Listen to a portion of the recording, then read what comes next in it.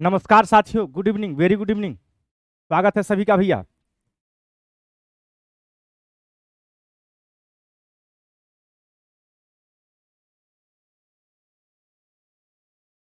नमस्कार नमस्कार, very good evening.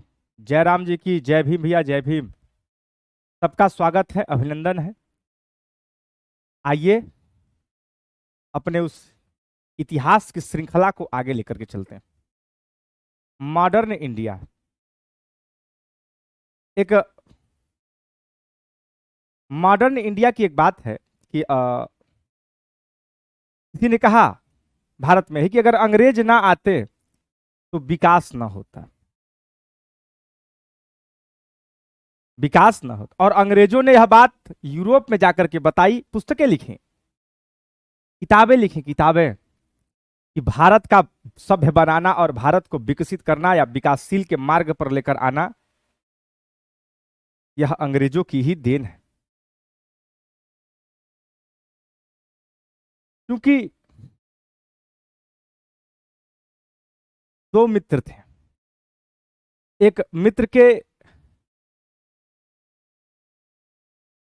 कान में दर्द था विगत 2-3 सालों से, उसकी वह दवा भी कर रहा था, ठीक नहीं हो रहा था वो। दोनों मित्र थे, आपस में दोनों का विद्रोह हो गया, किसी बात को लेकर के झगड़ा हो गया। तो दूसरे मित्र ने उस पहले मित्र को, जिसका कान खराब था, कान खराब चल रहा था, उसको बहुत जोर से एक चाटा मार दिया, बहुत जोर से मारा। किसी बात को लेकर के बवाल हो गया और उसको नहीं पता था कि उसके कान में दर्द है, तकलीफ है, क्या है क्या नहीं है, मार दिया उसने। तत्काल प्रभाव से तो बहुत ही आवेशित तो दोनों हुए, जिसको चोट लगी वो भी और वो भी। लेकिन 1-2 दिन बाद पता चलता है कि जिसको हमारा था, जिसके कान में दर्द था, जो मित्र था, उसके कान का दर्द ठीक हो गया, कान का दर्द ठीक हो गया। अब कान का दर्द ठीक हो गया, यह बात जब उस मित्र को पता चली, कोई कॉमन मित्र रहा होगा तो उसने बताया होगा एक दूसरे को जाकर के कि उसके कान का दर्द ठीक हो गया। तुम चाटा मार दिया, ऐसा कैसे मार दिया, गजब चाटा मारते हो। अब जिसने चाटा मारा था वह बुलाया, उसको कहा तुम आओ, मिलने आओ। बड़े घनिष्ठ मित्र थे सब, बुलाया और मिलने आए। तो उसने कहा कि मुझे थैंक यू बोलो। तो अब आप बताइए, जिसके कान में दर्द था वह थैंक यू बोले या नहीं बोले। और इसमें भावना को दूर रखिएगा, अपने हृदय की भावना को, तर्कों को देख करके और सही निर्णय दीजिएगा। ठीक, थैंक यू बोले कि ना बोले, ठीक, क्या थैंक यू बोलना अपरिहार्य है, प्राथमिक कार्य है, अथवा क्या। फिलहाल मैं कहानी शुरू कर रहा हूं, इसका उत्तर आप लोग कमेंट में देते रहिएगा। 1756 में बंगाल का नवाब बना कौन? सिराजुद्दौला। कौन बना? सिराजुद्दौला।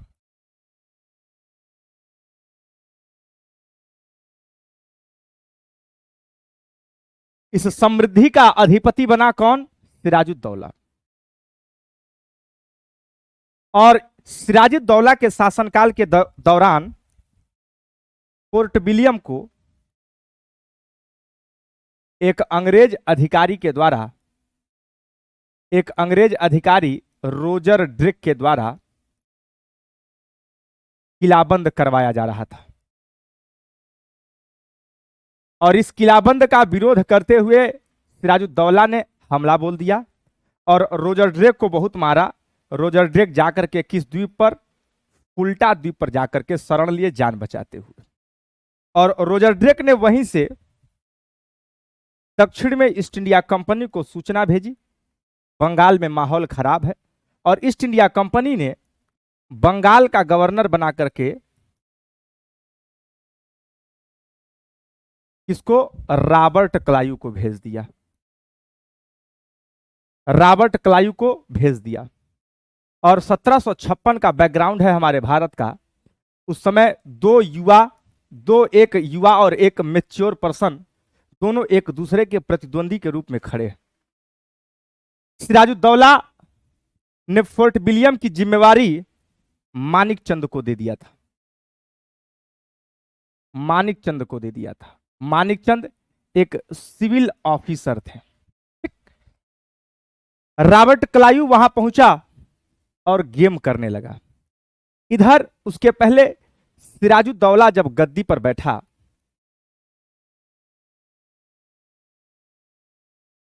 तो इसके निकट प्रतिद्वंदी रहे, कंपटीटर रहे, जो इसका बड़ा विरोध करते थे। एक इसकी मौसी घसीटी बेगम, और जो इसकी व्यक्तिगत कमियां रहीं उसके कारण घसीटी बेगम और शौकत जंग, ये दोनों लोग बंगाल की नवाब की दावेदारी पर थे। और रॉबर्ट क्लाइव को बस इतना ही तो चाहिए। रॉबर्ट क्लाइव यही काम तो किया, काम डुप्ले किया। उसका लाभ कौन लिया? Robert Clive. कर्नाटक में राजा बनाने की ही तो बात थी। राजा कौन बनेगा? भारत से हाथ उठ गए, हम बनेंगे, हम बनेंगे, हम बनेंगे। आओ आगे आओ, लड़ो मेरे साथ, तुमको राजा बना देंगे। ये नहीं बताया कि राजा तुम बनाओ, राजा मैं तुमको बनाऊंगा तो तुम्हारा किस प्रकार मैं यूज करूंगा, ये नहीं बताया। हाँ, राजा बना देंगे, राजा के पद पर क्राउन्स तुमको पहना देंगे, चलाएंगे अपने मन से। मन की बात रही अंग्रेजों की। अब ऐसे समय में घसीटी बेगम और शौकत जंग रॉबर्ट क्लाइव के सहयोगी हो गए। सिराजुद्दौला उधर अकेले पड़े। कोई जानकारी नहीं सिराजुद्दौला को, अपने शासन के बारे में कोई जानकारी नहीं।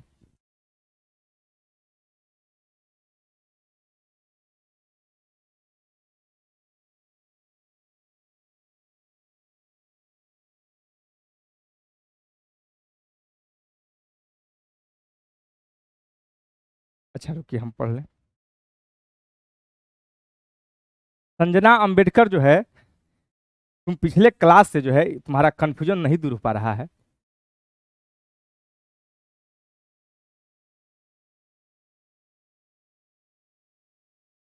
सर जी, ईस्ट इंडिया कंपनी ने बंगाल का गवर्नर रॉबर्ट क्लाइव को बना तो उसको ईस्ट इंडिया कंपनी का गवर्नर कहना चाहिए कि बंगाल का गवर्नर? संजना, तुम्हारा कल से यह सवाल है, तुम मान लो। अगर नहीं मान पा रहे तो थोड़ा सोचो कि जिस क्षेत्र में भेजा जाएगा, तुम मान लो डीएम बनी, डिस्ट्रिक्ट मजिस्ट्रेट बनी, बनी ना, तो तुम अब जिस जनपद में जाओगी, किस किस जनपद की हो तुम, मान लो उस जनपद, तो उसी जनपद की डीएम कहलाओगी ना।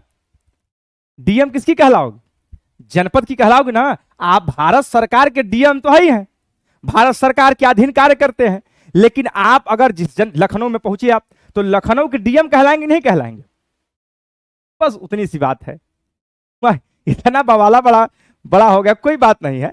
लखनऊ के डीएम वह तय कर दिए गए, तो लखनऊ के डीएम कहलाएंगे ना। तय कौन कर रहा है? East India company. क्या भारत सरकार का डीएम कहलाता है? जिले का डीएम कहलाता है। लखनऊ का डीएम, हरदोई का डीएम, सीतापुर का डीएम, बरेली का डीएम, रायबरेली का डीएम, गोरखपुर का डीएम। ये क्या है? ये तो वहां का क्षेत्र का है। इधर देखो, अब सिराजुद्दौला के प्रतिद्वंदी रहे और रॉबर्ट क्लाइव पहुंचते ही गेम करने लगा। रॉबर्ट क्लाइव पहुंचा और रॉबर्ट क्लाइव गेम करने लगा। पहला काम, जो फोर्ट विलियम था, इस फोर्ट विलियम को मानिक चंद को घूस दिया। मानिक चंद को क्या दिया? ब्राइब दिया, घूस। बहुत सारा धन दिया रॉबर्ट क्लाइव और फोर्ट विलियम पर कब्जा कर लिया। पहला काम, फोर्ट विलियम पर कब्जा कर लिया। मानिक चंद को अथाह रुपया देकर के उसको कहा साइड हो जाओ, फोर्ट विलियम पर हम रहेंगे, और फोर्ट विलियम पर कब्जा कर लिया। दूसरा काम,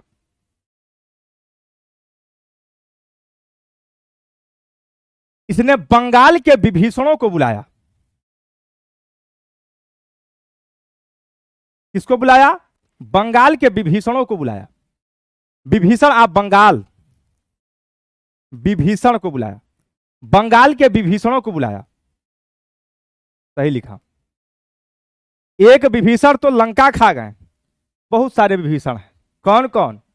अरे भैया, स्वयं सिराजुद्दौला का सेनापति, जो सेना का कमांडर है, मीर जाफर, क्योंकि सौदा इन्हीं से हुआ है। राय दुर्लभ,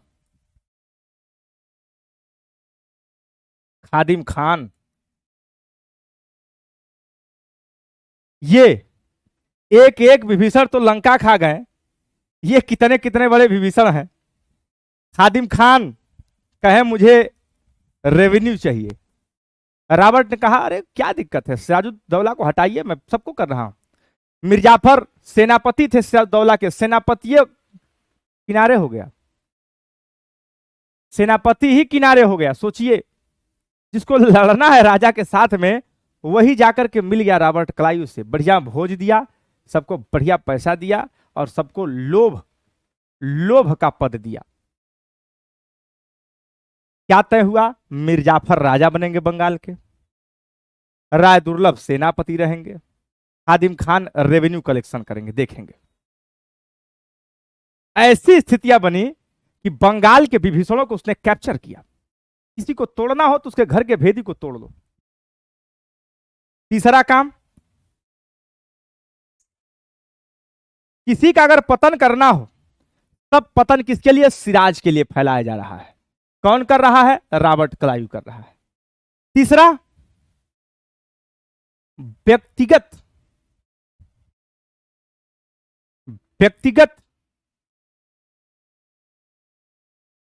सिराजुद्दौला का चारित्रिक हनन किया, जिसको व्यक्तिगत प्रभाव कहते हैं।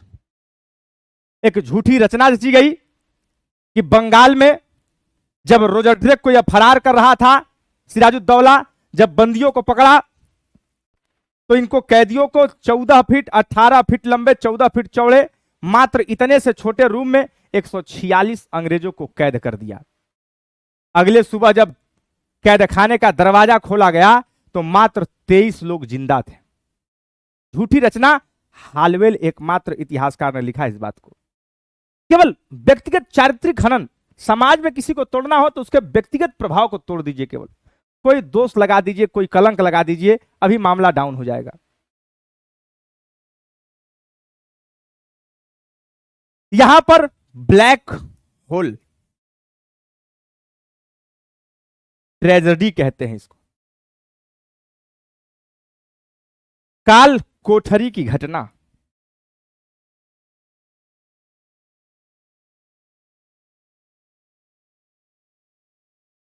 बंगाल के प्रजा के सामने उसके राजा की भर्त्सना की गई कि इसने 146 अंग्रेजों को कैद किया था, अगले दिन 23 जिंदा बचे थे, यह सिराजुद्दौला है। ये झूठी रचना रची गई।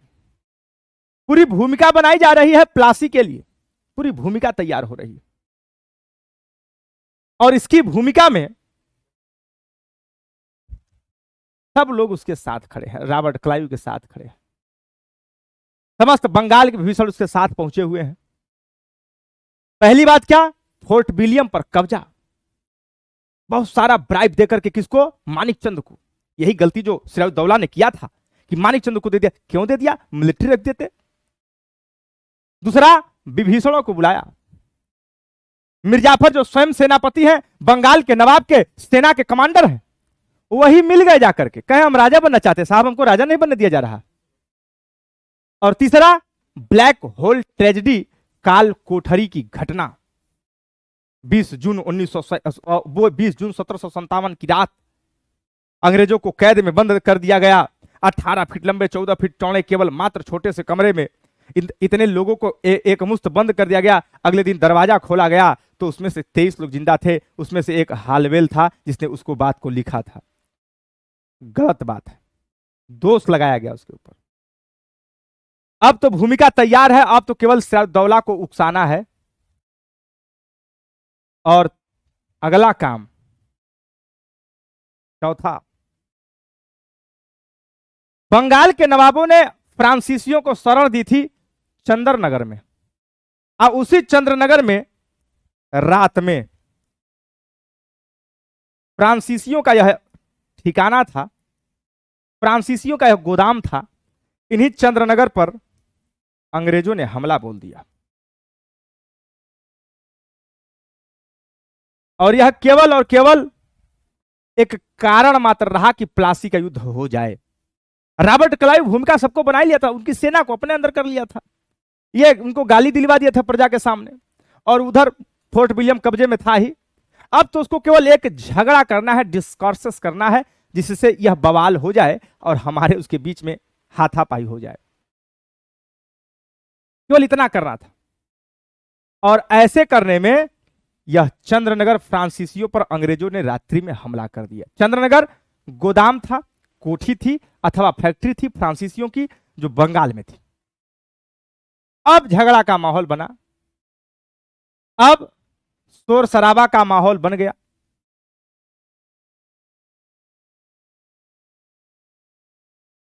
अच्छा, प्राची रानी ब्लैक होल की घटना, ब्लैक होल काल कोठरी घटना कहते हैं कि सिराजुद्दौला इतना निर्दयी था कि अंग्रेजों को 146 अंग्रेजों को एक 18 फीट लंबे और 14 फीट चौड़े छोटे से कमरे में बंद कर दिया।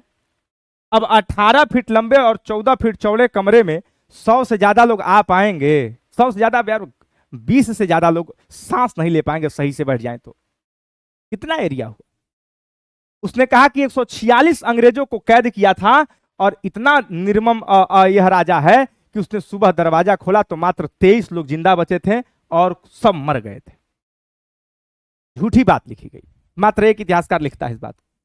और चौथा, चंद्रनगर पर फ्रांसीसियों पर आक्रमण कर दिया, डिस्कॉर्सेस कर दिया, झगड़ा कर दिया, और यही कारण बना 1757 बैटल ऑफ प्लासी।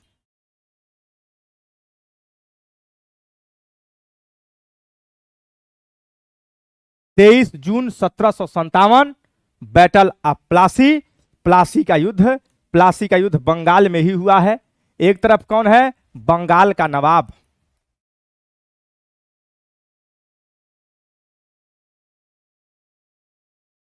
दूसरी तरफ कौन है? East India company. East India company की तरफ से कौन है? Robert Clive. बंगाल का नवाब उस समय कौन है? सिराजुद्दौला, सिराज उद दौला।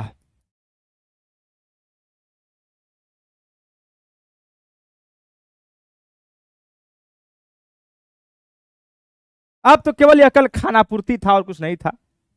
इनके तरफ से कौन है? मीर मदन और मोहन, ये लोग वीरता से लड़ते रहे। बाकी मीर जाफर, जो स्वयं सेनापति था बंगाल के नवाब की तरफ से, रॉबर्ट क्लाइव की तरफ से हो गया था, आया साथ ही में और अंग्रेजों को बता दिया था कि पप्पू वहां बैठे हैं बम लेकर के, पहले उनको मारो ताकि तुम्हारे ऊपर हमला ना हो। पूरी अंदर की खबर बाहर दे दिया, पूरी अंदर की खबर। और प्लासी का युद्ध युद्ध नहीं था, यह एक विश्वासघात था। बेड्रॉयल, मात्र विश्वासघात था, उसके अलावा कुछ नहीं था। अरे सब गेम तो रॉबर्ट क्लाइव के हाथों में, कैसे जीतेगा सिराजुद्दौला? अनुभव की कमी भी है, लैक ऑफ एक्सपीरियंस। वो है एक्सपीरियंस्ड आदमी, इसके लैक ऑफ अनुभव का दुरुपयोग करते हुए मिर्जाफर ने कहा, जब यह लड़ाई हो रही थी, मीर मदन और मीर मोहन ये दोनों लोग मारे गए, बड़ी वीरता से ये लोग लड़े थे, ये लोग सिराजुद्दौला के साथ में। मिर्जाफर ने कहा सिराजुद्दौला से, साहब आप अपनी जान बचा के भाग जाइए, हम देख रहे हैं, हम लड़ लेंगे। अब सोचो, युद्ध और शतरंज के गेम में एक समानता होती है, वह बहुत बड़ी समानता है कि जब तक राजा नहीं मरेगा तब तक युद्ध नहीं खत्म होगा। राजा युद्ध से भाग जाए, युद्ध खत्म। राजा युद्ध में नहीं है, युद्ध खत्म। लेकिन जब तक राजा है तब तक युद्ध तो चलेगा, चलेगा, निश्चित रूप से चलेगा। अब मिर्जाफर ने कहा, सिराजुद्दौला मान गए, भाग गए मैदान छोड़ करके। उधर रॉबर्ट क्लाइव मुस्कुरा रहा है, ये भाग गए सिराजुद्दौला, रास्ते में मीरन जो मीर जाफर का लड़का है, रास्ते में पकड़ करके इनकी हत्या कर दिया। खत्म कहानी।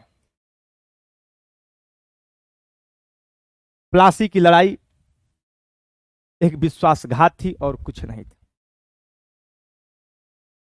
एक विश्वासघात की लड़ाई थी। देखो कैसे बंगाल को अपने कब्जे में ले रहा है, केवल कमियों को ढूंढ रहा है और कमियों को पा रहा है। अच्छा,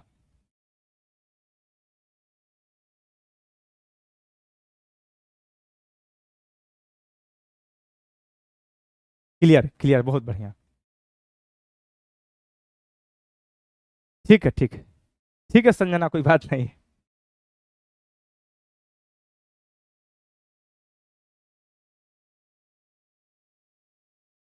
समझ में आया प्लासी का युद्ध? यह है प्लासी।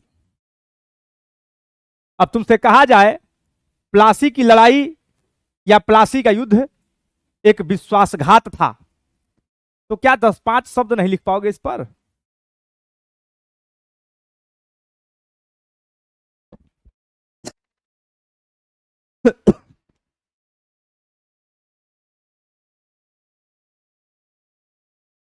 बताइए, अगर आपसे कहा जाए कि प्लासी की लड़ाई एक विश्वासघात था, तो निश्चित रूप से लिख पाएंगे कुछ थोड़ा बहुत। जो जितनी बताया हूं बातें उतनी लिख देना पर्याप्त है। अब यह विश्वासघात हुआ और 1757 में जब ये मारे गए, गद्दी पर बैठा कौन? मीर जाफर। मीर जाफर 1757 से 1760 तक रहते हैं। मिर्जाफर गद्दी पर बैठा, बड़ा मजा आया इसको। वाह, क्या क्राउन्स होता है, क्या गद्दी होती है। बहुत सारा धन दिया, धन की बौछार कर दिया।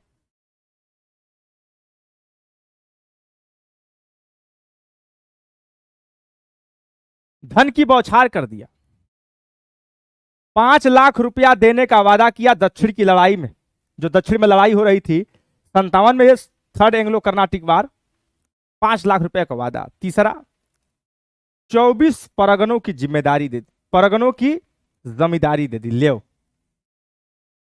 जमींदारी एक अपने आप में अकेली पर्याप्त थी, 24 परगनों की जमींदारी दे दिया।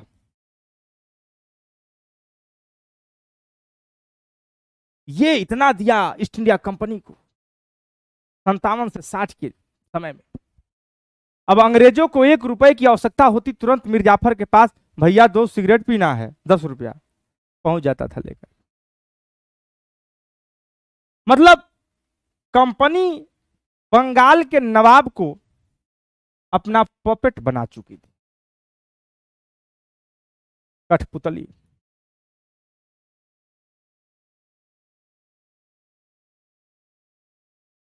मिर्जाफर जब तक पैसा देता रहा, तब तक कंपनी इसको शाबाशी देती रही और इसको पद पर बनाए रही।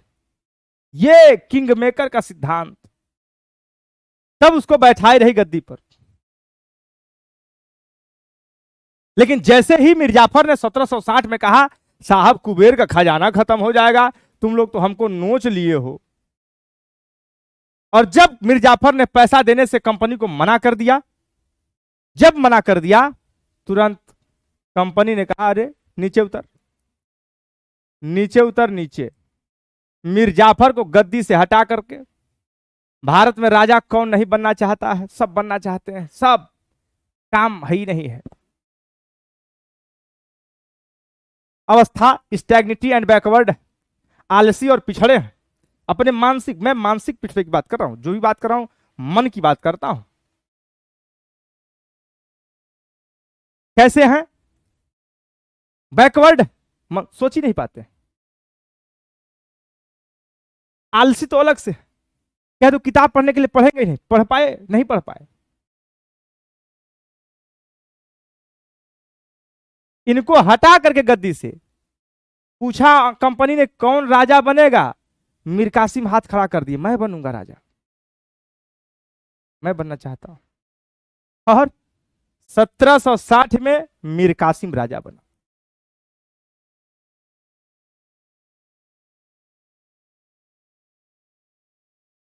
बंगाल का अगला नवाब मीर कासिम, मिर्जाफर को गद्दी से लोगों ने हटा दिया।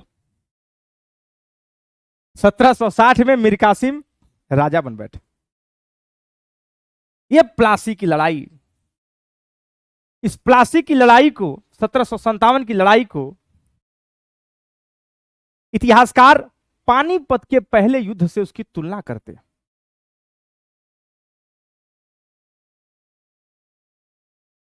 प्लासी बंगाल में है। कंपेयर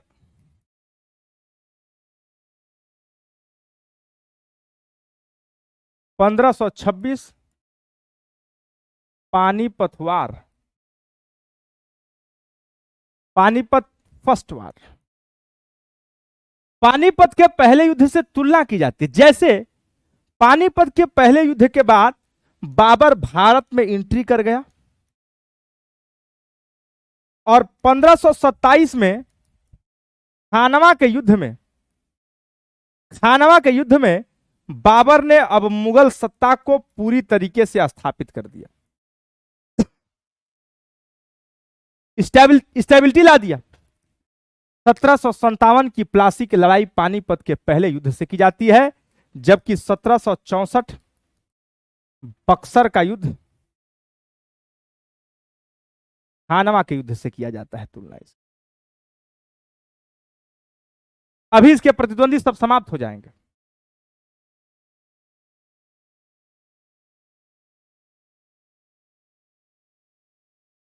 जब जब कंपनी की मंशा हुई, तब तब वह कंपनी भारत को अपने हिसाब से ढालने का प्रयास करती है। हमारे यहां के नवाब इस बात को समझ ही नहीं पाए कि कंपनी की मंशा क्या है, कंपनी चाहती क्या है। कंपनी की चाह को समझ पाए ही नहीं समझ पाए, कभी नहीं समझ पाए। जब लतियाए जा रहे हैं तब समझ पा रहे हैं। कंपनी के मन में था, हमारे मन में क्या था, हम राजा बन जाए, हम राजा की टांग खींच दें, इनके मदद से राजा बन जाए और पूरा राजकाज देखें, और धीमे धीमे हम कैसे कंपनी के अधीन चले आए। अलीवर्दी खान ने एक वाक्य कहा था अंग्रेजों के लिए, उसने कहा कर्नाटक में जो लड़ाई हुई है या दक्षिण में जो इनका आधिपत्य हुआ है, इस हिसाब से मुझे लगता है कि मधुमक्खी के छत्ते हैं ये सब, मधुमक्खी के छत्ते। अगर छेड़ा नहीं जाएगा इनको, क्योंकि उसका भ्रम था अलीवर्दी खां का, मैं उसको भ्रम मानता हूं। कहते हैं वो अलीवर्दी खां कि अगर मैं मानता हूं कि उनको छेड़ा जाए तब वो दौड़ा दौड़ा मारेंगे, और नहीं छेड़ा जाए तो उस शहद देंगे, बहुत प्रेम से मीठा शहद देंगे। ये उनका भ्रम था। वास्तव में कंपनी की मंशा तो थी ही पूरा आधिपत्य करना। कंपनी के मन में एक बात बैठी है कि यहां काहे आए हैं, पैसा कमाने के लिए। पैसा है कहां, राजनीति में। पैसा है कहां, राजनीति में। पॉलिटिकल में इकोनॉमी है, दबा के। और ईस्ट इंडिया कंपनी बस इसी पर अपना प्रभुत्व चाहती है। इसी पर क्या चाहती है, अपना प्रभुत्व चाहती है। एक शब्द आपको मिलेगा, उपनिवेशवाद।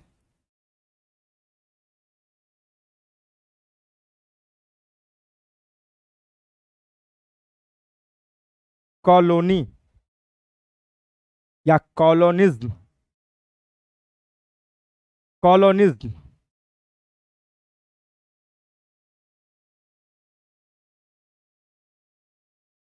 आप कॉलोनिज्म को ऐसे समझिए कि आपका एक घर है, अगर गांव में घर है तो भी कोई दिक्कत नहीं, शहर में है तो भी। बहुत लोगों को क्या है, होता है फार्म हाउस। मूल घर ये होता है, फार्म हाउस दूसरी जगह पर जहां लोग बैठ करके, गांव में तो इसको जो है घोट ठोट कहा जाता है, और वहां पर गौपालन वगैरह कृषि किया जाता है। अब एक बात बताना हमको, ये जो दूसरा फार्म हाउस है, ये जो दूसरा फार्म हाउस है, यहां से क्या करते हैं हम, पशु रखे हुए हैं, एनिमल रखे हुए हैं। यहां से क्या करते हैं, कृषि करते हैं। अच्छा, जो भी रेवेन्यू आता है, जो भी रेवेन्यू आता है, उस रेवेन्यू का, उस रेवेन्यू का 80% और 20%, बाद में 85-15 हो गया, ये 85-15 हो गया। आप कहां खर्च करते हैं, क्या अपने फार्म हाउस पे करते हैं कि घर पे करते हैं? तो लगभग उत्तर ही आएगा, जो एक आध दो करते हो तो अपवाद हो। इस रेवेन्यू का 85% हिस्सा हम घर पर खर्च करते हैं और 15% हिस्सा हम यहीं पर खर्च करते हैं। क्यों? क्योंकि इस फार्म हाउस को चलाना है, पशु के लिए चारा लाना है, खेती के लिए बीज लाना है, तो 15% वहां हमारा वहीं खत्म हो जाता है। ये बात समझ में आई? बात ऐसी है कि जो घर है और जो दूसरा तुम्हारा घर है, उस घर को, जो दूसरा तुम्हारा घर है जिसको फार्म हाउस मैंने कह रहा हूं, उस घर को तुम अपने घर के लिए कैसे उपयोग कर रहे हो? तो केवल रेवेन्यू जनरेट करने के लिए कर रहे हो, पैसा पैदा करने के लिए कर रहे हो। बस इसी अवस्था को तुम्हारे घर का, तुम्हारे मूल घर का, इसी फार्म हाउस को उपनिवेश कहते हैं। क्या कहते हैं? कॉलोनी कहते हैं, उपनिवेश कहा जाता है। यह हमारा भारत है और यह यूके है। भारत में जितना भी रेवेन्यू हो रहा है, इस रेवेन्यू का 85% हिस्सा, अधिकाधिक रुपया यूके चला जा रहा है और कंपनी अपने आप को यहां चलाने के लिए जो कुछ रुपयों को यहां रख रही है, वह रख रही इसको संचालित करने के लिए। इसीलिए इस यूके का जो उपनिवेश है वह भारत है। कौन है? भारत है। उपनिवेश कॉलोनी कौन है? इंडिया है। तो हम उपनिवेशवाद के समय में जिए रहे और वही उपनिवेशवाद काल, गुलामी का काल जिसको कहते हैं। अंग्रेजों ने, अंग्रेजों के भारत क्या थे, या भारत अंग्रेजों के लिए क्या था? एक कॉलोनी था, एक उपनिवेश था, जहां पर कुछ निवेश करके अधिकाधिक धन कमाया जाए, लाभ कमाया जाए, उपनिवेश का। 1757 की लड़ाई अपने आप में एक विश्वासघात रही। हमारे ही देश के लोग भारत के सबसे समृद्ध प्रांत बंगाल को, बंगाल के बैंकरों ने अंग्रेजों के हाथों बेच दिया।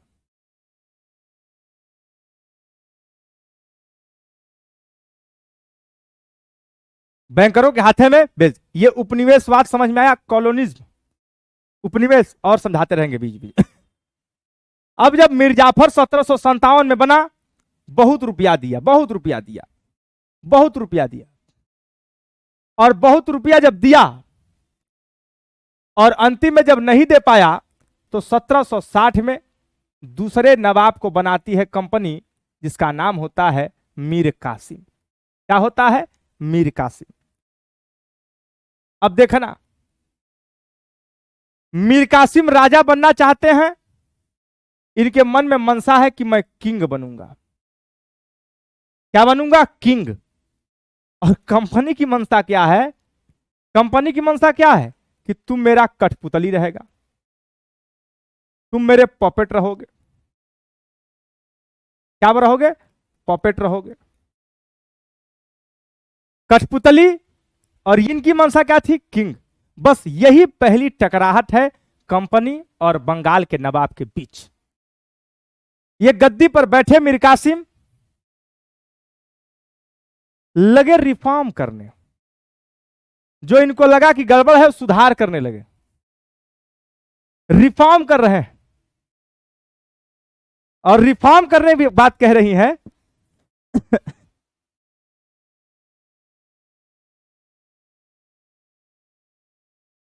Political reform, economic reform, military reform, 3 reform इसने किए।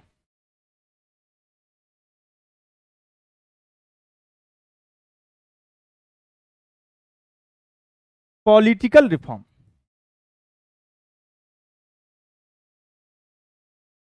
इकोनॉमिक रिफॉर्म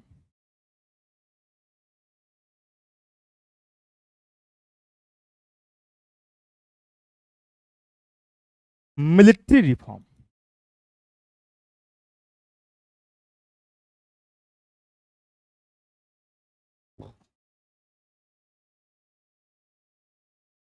राजनीतिक सुधार, आर्थिक सुधार,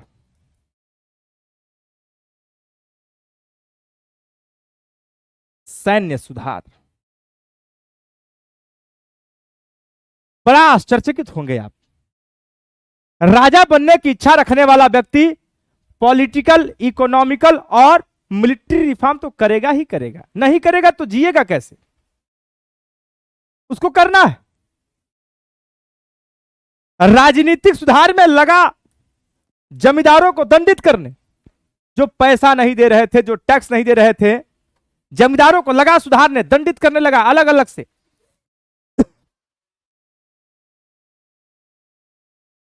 इसने सबसे पहले अपनी राजधानी परिवर्तन कर दी।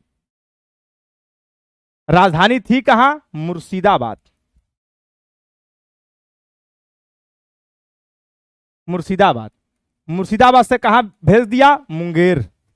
मुंगेर पहुंचा दिया राजधानी, नीचे से ऊपर राजधानी बदल दिया। कहा राजधानी मुर्शिदाबाद रहेगी, कंपनी बार बार आकर के हमको परेशान करेगी। राजधानी परिवर्तित कर दिया। आर्थिक सुधार में जो जमींदार थे, जिनको बड़ी आर्थिक छूटें मिली थी, बड़ी छूट मिली थी, उन सब छूटों को खत्म कर दिया। कहा जितने भी टैक्स लगते हैं उनमें 3/20 की बढ़ोतरी कर दो। बढ़ोतरी 3/32 की बढ़ोतरी।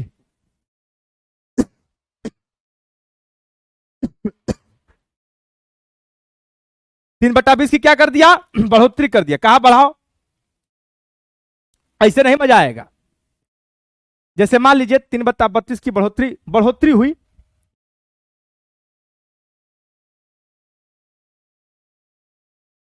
जैसे मान लो 64 रुपया टैक्स लिया जा रहा था, 64 रुपया टैक्स, तो 32 दूना 64, दूतिया 6 रुपया बढ़ गया। और यही तो होगा।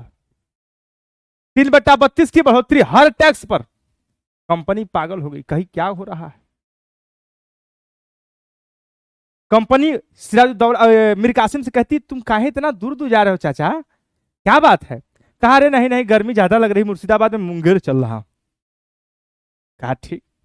फिर कहा टैक्सवा, कहा यार घाटा, रेवेन्यू कहां से पैसा लोगे, घाटा हो रहा है, रेवेन्यू कलेक्शन तो करना ही है। और एक काम किया, जो कंपनी के अधिकारी थे उनके ऊपर एक टैक्स लगा था जिसको कहते थे खिजरी जमा, और वह टैक्स मीर जाफर जब बैठा तो उस टैक्स को खत्म कर दिया गया, और इसने खिजरी जमा नामक टैक्स ले लिया। खिजरी जमा नामक टैक्स वसूल लिया। टैक्स लेने लगा, किससे? ऑफिसर से। कहा दो। अब कंपनी को बात खटने नहीं, कौन राजा बैठा दिया गया है, एकदम से पागल कर दिया है। सुधार कर रहा है, रिफॉर्म कर रहा है। कहा अच्छा भाई, कोई बैठेगा गद्दी पर, अपने आप को राजा समझेगा तो निश्चित रूप से कुछ ना कुछ करेगा। मोदी जी बताते रहते हैं कि मैं ही प्रधानमंत्री हूं देश का, समझो। बीच बीच में बताते रहते हैं आपको, एक बढ़िया सा शॉट देंगे, झटका दे देंगे, ये आ गया, कभी वो आ गया, कभी ये आ गया। वो कहते थे हमको भूलना नहीं, राजा का यही काम है, होता है। गद्दी पर बैठा, तुरंत पॉलिटिकल रिफॉर्म। कहा राजधानी पहले बदलो, आज जितने भी दंडाधिकारी आ रहे हैं सबको दंडित करो। जो जमींदार पैसा नहीं दे रहा है, जो टैक्स चुरा रहा है, जो जमींदार टैक्स दे नहीं रहा है, उनको मारो। दंडित करने लगा।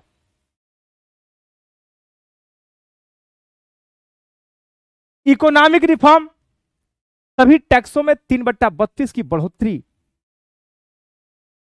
कुछ कुछ बढ़ा दिया सब में। और साथ ही सैन्य सुधार, सेना रखने लगा किसकी तर्ज पर? फ्रांस की तर्ज पर। जैसे फ्रांस में सैनिक रखे जाते हैं, वैसे फ्रांस की तर्ज पर सेना रखने लगा। अब तो इनकी हालत और खराब हो गई कंपनी की,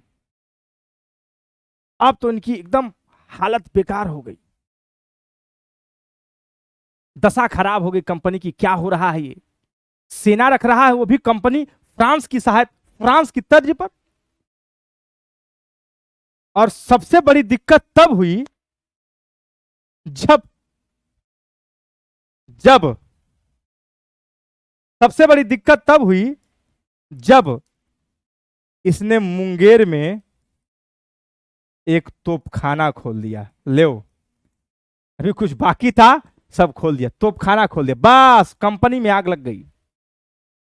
ईस्ट इंडिया कंपनी में आग लगी कि तोपखाना क्यों, अब लग रहा है तोप बनाएगा, बारूद लगाएगा और ईस्ट इंडिया कंपनी को इसी बंगाल की खाड़ी में फेंक देगा उठा।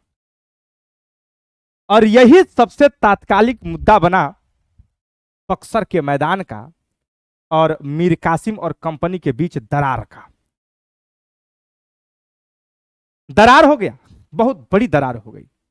अब अगर इसको समझौता के माध्यम से भरा ना जाए तो यह ब्लास्ट ही होने वाला है, ब्लास्ट ही हो जाएगा। ऐसा हो गया। एक बड़ा प्यारा सूत्र दे रहा हूं आपको, बड़ा बढ़िया सूत्र है।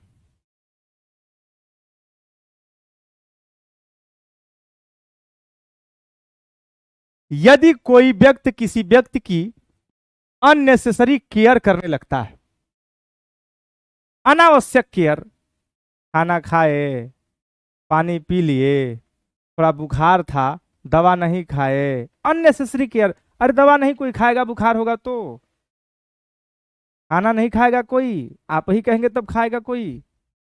ये अननेसेसरी केयर लगभग approx change into affair, affair में बदल जाता है। अननेसेसरी केयर लगभग चेंज इनटू अफेयर, और अफेयर लगभग चेंज इनटू मैरिज।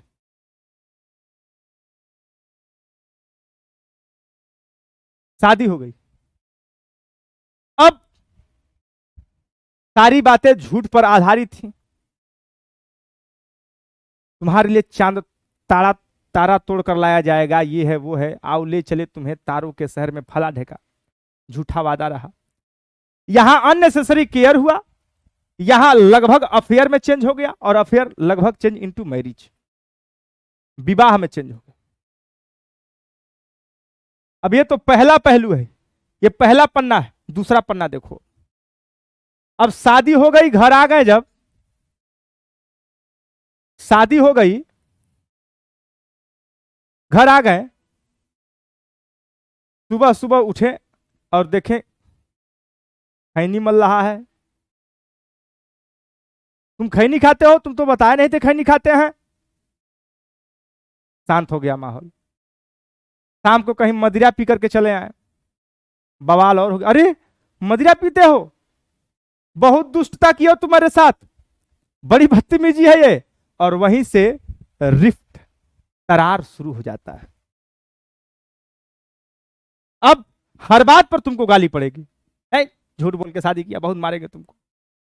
वह प्रत्येक दिन झगड़े में तब्दील हो जाएगा और आपस के प्रेम संघर्ष में बदल जाएंगे, जिसको स्ट्रगल कहते हैं। संघर्ष में बदल जाएगा।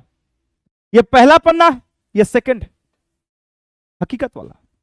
और अगर स्ट्रगल को नहीं रोका गया, अगर स्ट्रगल में समझौता नहीं हुआ, अगर कसम नहीं खाया गया कि आज के बाद नहीं खाएंगे नहीं पिएंगे, तो यह एक दिन क्या हो जाएगा, ब्लास्ट हो जाएगा। क्या हो जाएगा, ब्लास्ट हो जाएगा। बड़ा प्यारा फार्मूला है ये।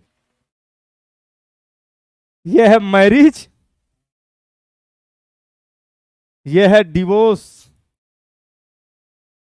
देख लो, अब अननेसेसरी केयर लगभग चेंज होता है अफेयर, अफेयर लगभग चेंज हो जाता है मैरिज में। आज की युग, अगले दिन रिफ्ट शुरू होती है, रिफ्ट चेंज होती है स्ट्रगल में, और स्ट्रगल चेंज होता है ब्लास्ट में, विद्रोह में। यह फार्मूला इतिहास के पन्ने से है। अंग्रेजों ने अननेसेसरी केयर किया बंगाल के नवाबों का, अंग्रेज और नवाब के बीच में अफेयर हो गया। और यह अफेयर कब शादी में बदल गया? मतलब घर आना जाना, उठना बैठना, दावते दावते, इश्क सब होने लगा।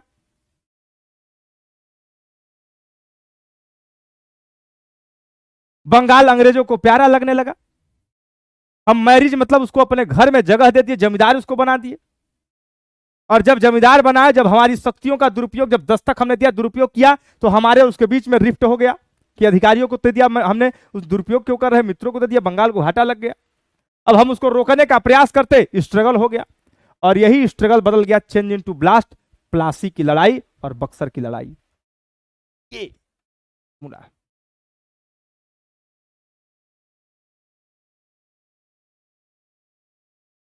मीर कासिम की पहली लड़ाई वही उसके मानसिक द्वंद्व में शुरू हो गई, जब उसने सोचा कि मैं राजा हूं, कंपनी जो किंग बना रही है उसने तो आपको पपेट समझा है, आपके सोचने से क्या होता है। और आपने किया भी, मीर कासिम ने किया, पॉलिटिकल रिफॉर्म किया, इकोनॉमिक रिफॉर्म किया, मिलिट्री रिफॉर्म किया। और जब ही मिलिट्री रिफॉर्म करने आए, दिक्कत वहीं पैदा हुई जब मुंगेर में तोपखाना की स्थापना इन्होंने कर दिया। मुंगेर में क्या स्थापित कर दिया? तोपखाना बना दिया। और यही मुंगेर में तोपखाना बनाना, यही मुंगेर में तोपखाना बनाना मीर कासिम और कंपनी के बीच ब्लास्ट करवाएगा। कंपनी बंगाल के नवाब के घर पर दखल अंदाजी कर देगी। कंपनी का एक हवलदार अधिकारी, हवलदार का अधिकारी क्या, एलिस पटना में रहेगा, जाकर के मुंगेर पर छापा डलवा देगा। आर्मेनिया का व्यापारी, यहां तक बातें समझ में आई नहीं आई? कठिन तो नहीं लग रहा है? बोलो भाई, कुछ बताया ही नहीं। बैटल ऑफ प्लासी यहीं से शुरू किया हूं। फोर्ट विलियम मानिकचंद घूस दे करके ले लिया, विभीषण को बुलाया और यहां पर उसके ऊपर लगा करके प्लासी की लड़ाई, रॉबर्ट क्लाइव जीत गया। मीर जाफर राजा बना, पैसा दिया। इसके बाद मीर कासिम बना। मीर कासिम राजा बनना चाहता है और कंपनी उसको कठपुतली बनाना चाहती है। तीन काम के। यहां तक कोई दिक्कत हो तो पूछ सकते हैं आप लोग, बोलिए, आगे हम चलें। निशा जी बहुत बढ़िया। संगीता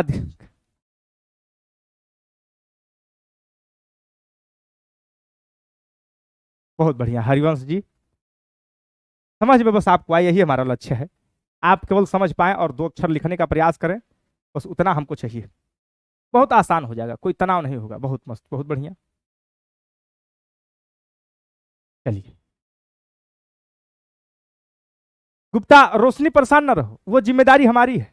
तुमको मैटर्स क्या मिलेगा, जिम्मेदारी हमारी है। मैं उसको डलवा दूंगा पीडीएफ में, ये नहीं पूरा उसका बायोडाटा डिक्टो सवाल के साथ। थोड़ा सा केवल कहानी को समझते रहिए, कैसे फार्मूला है, कैसे।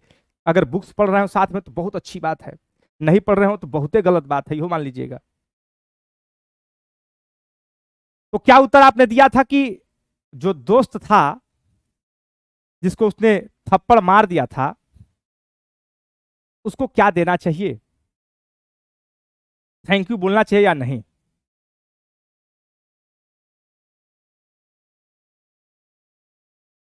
थैंक यू बोलना चाहिए या नहीं?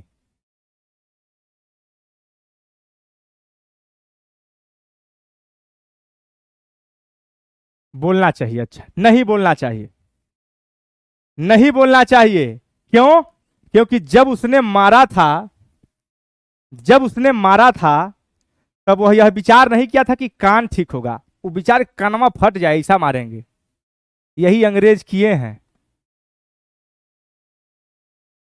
हमको दर्द थी, झापड़ पड़ा और यह तो एक संजोग है, ठीक हो गया। बाकी और चर्चाएं होती रहेंगी। आज इतना ही। बक्सर की लड़ाई अगली क्लास में आपसे कराएंगे और आपको पीडीएफ फॉर्म में मिल जाएगा। आप उसका तनाव ना लीजिए, मैटर्स का वो तो देंगे हम एकदम से बेहतरीन आपको, ठीक। दोनों लैंग्वेज में आपको मिलेगी। आज इतना ही। बहुत बहुत धन्यवाद। जय हिंद।